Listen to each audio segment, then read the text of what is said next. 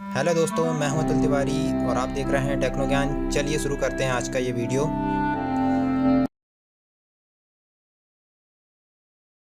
दोस्तों, आज के इस वीडियो में हम कंप्यूटर ग्राफिक्स की हेल्प से लाइन ड्रा करना सीखेंगे कि किस तरह से आप एक लाइन ड्रा कर सकते हैं। इसके लिए आपको टर्बो C++ 4.0 वर्जन जो सॉफ्टवेयर है इसे इंस्टॉल करना पड़ेगा। जैसे कि मैंने पहले ही इसे इंस्टॉल कर लिया है, जैसे कि आप ये देख सकते हैं। इसे मैं ओपन कर लेता हूँ और ये जो है वो 64 बिट का है। 64 का इसलिए यूज़ किया है मैंने क्योंकि मेरा जो इसमें ऑपरेटिंग सिस्टम है वो 64 बिट का है। मैंने इससे पहले वाली वीडियो में आपको बता भी चुका था कि आप ऑपरेटिंग सिस्टम की जो बिट है वो कमांड प्रॉम्प्ट से कैसे चेक कर सकते हैं। चलिए इसे ओपन कर लेते हैं। यहाँ से आप न्यू फाइल सेलेक्ट कर लीजिए। इसे थोड़ा बड़ा करने के लिए जो आखिरी में एरो की दिख रही है आपको, इसमें क्लिक कर दीजिए तो ये स्क्रीन बड़ी हो जाएगी। अब जैसा कि आप अगर C++ या C लैंग्वेज जानते हैं तो आप ये भी जानते हैं कि इसमें हम हेडर फाइल यूज़ करते हैं।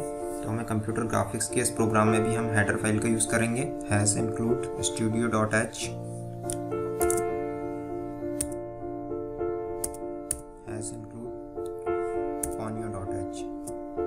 अब यहाँ पर आपको एक हेडर फाइल और यूज़ करनी है जिसे हम बोलेंगे हैज़ इंक्लूड graphics.h। बस आपको यही ध्यान रखना है कि जो ग्राफिक्स के प्रोग्राम हम करते हैं इसमें हम ग्राफिक्स जो हेडर फाइल है इसका यूज़ किया जाता है। अब यहाँ पर मैन फंक्शन लगा दीजिए, इंट मैन। अब यहाँ पर हम ग्राफिक ड्राइवर के लिए डिटेक्ट GM यूज़ करेंगे, INIT ग्राफ।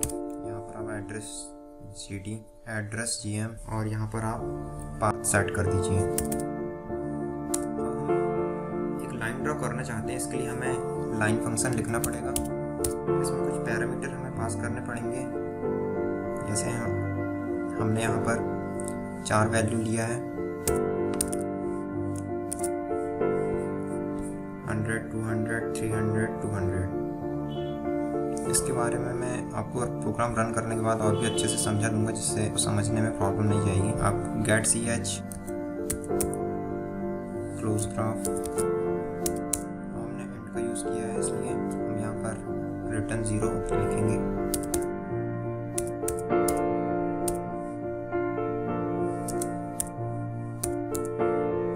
अब इसे क्लोज कर दीजिए।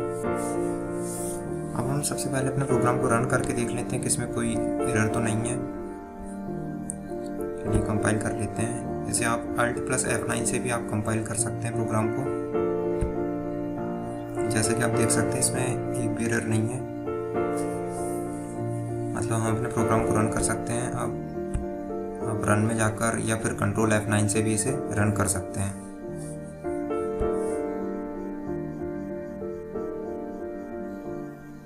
आप जैसा कि स्क्रीन में देख सकते हैं एक लाइन ड्रा हो चुकी है। और इससे पहले जो मैंने आपको बताया था कि ये जो वैल्यू हमने दिए हैं इनका बेसिकली यूज़ क्या है, तो ये मैं आपको अभी समझा देता हूँ। ये जो हमने 100 लिया है, ये जो 100 है ये x की साइड से दूरी है। मतलब ये जो आप देख रहे हैं इस दूरी को, ये 100 इस दूरी को बताता है कि साइड से इसकी दूरी कितनी है।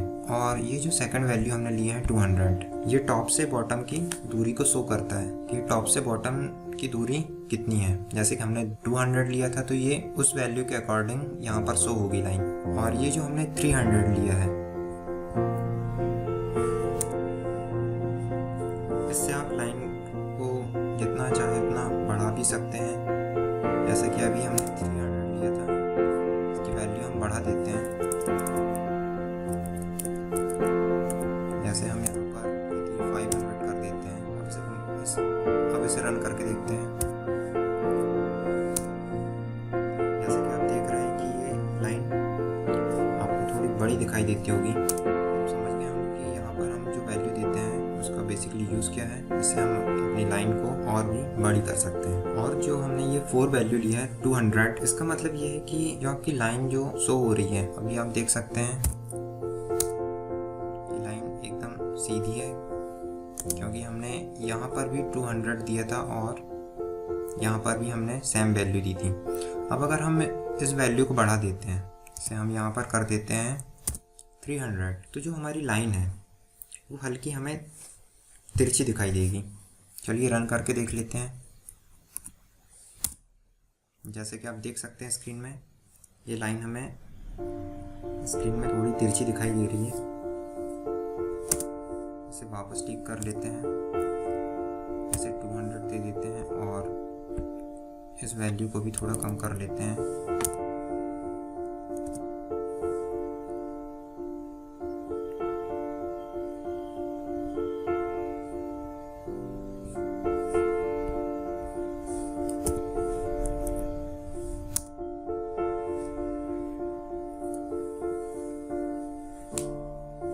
इस तरह से आप एक लाइन ड्रा कर सकते हैं। इसके अगले वीडियो में आपको सर्कल ड्रा करने का प्रोग्राम बताऊंगा कि आप किस तरह से एक सर्कल को ड्रा कर सकते हैं। तो आज की वीडियो में बस इतना ही, तो बने रहिए हमारे साथ। Thanks for watching.